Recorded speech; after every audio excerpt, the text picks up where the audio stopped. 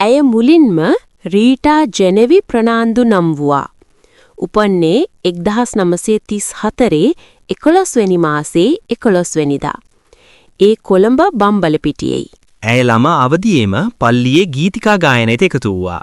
වර්ෂ 1946 දී ඇය එවකට රේඩියෝ සිලෝන් ලෙස හැඳින් වූ ගුවන් විදුලියට පා තබනවා. ඒ වන විට ඇයට වයස අවුරුදු 12යි. කඳුළු දෙනෙතේ වෑහෙනා යනු ඇගේ මුල්ම ගුවන් විදුලි ගීතයයි.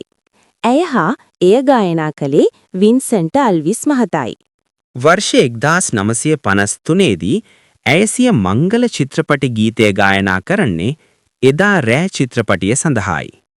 ඇගේ ගීත ගායනා ගමන් පතය මේ මෑතක් වනතුරුම ඇය වෙනුවෙන් විවරව තිබුණේ ඒ ගීතමය හඬ ඇයටම ආවේනික වූවක් නිසායි. සරලමින්ම සිනමා ගීත 6000කට නොවැඩි ගණනක් ඈ ගයා ඇති බව පැවසෙනවා.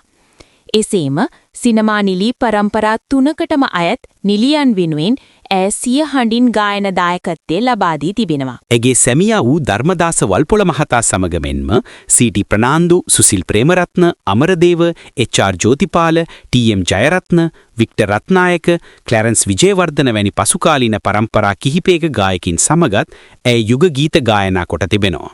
වසර 91ක් වූ ඇගේ ජීවිත කාලය ඇය ගෙවා ඇත්තේ රටට, ජාතියට, සමාජයට, ආගම දහමට ගැළපෙන ලෙසයි. රටට ණය නැති ලෙසයි.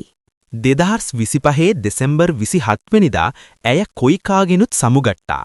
අද 2025 දෙසැම්බර් 31 වෙනිදා ඇය ජාතියෙන් සදහටම සමුගන්නා දවසයි. දේශමාන්‍ය කලාශූරී ලතා වල්පොළ මහත්මියනි, ඔබට සුබ ගමන්.